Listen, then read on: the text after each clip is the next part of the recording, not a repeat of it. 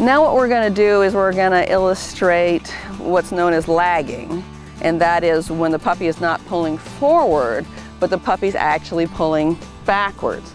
A lot of people, when the puppy pulls backwards, slow down and stop and give the puppy his way. That's equally as destructive as letting the puppy pull forward. You're still teaching them that they're going to get what they want by pulling on the leash, okay? And that's exactly what we don't want them to think, is they can have their way by pulling on the leash forward or backwards. Generally what happens is when the puppy's pulling backwards, people have, you know, they don't want to drag the puppy. Right. All right, well, you can understand that. That makes perfect sense. You know, you feel like the big bad, you know, like you're doing something awful, all right?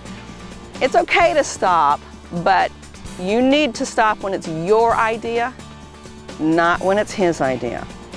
So if he's lagging, if he's pulling backwards because he's interested in something, then you need to just keep going. It's fair to slow down a little bit so you don't feel like you're dragging him.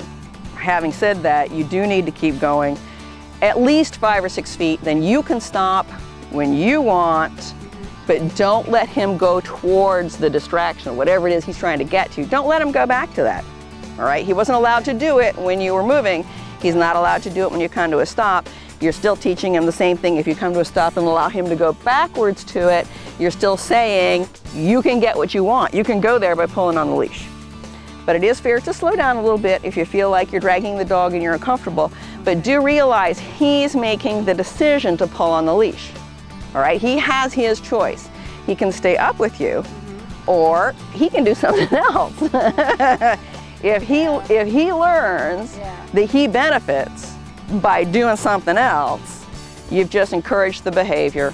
He'll be doing it again, I guarantee you. So the thing is, keep moving.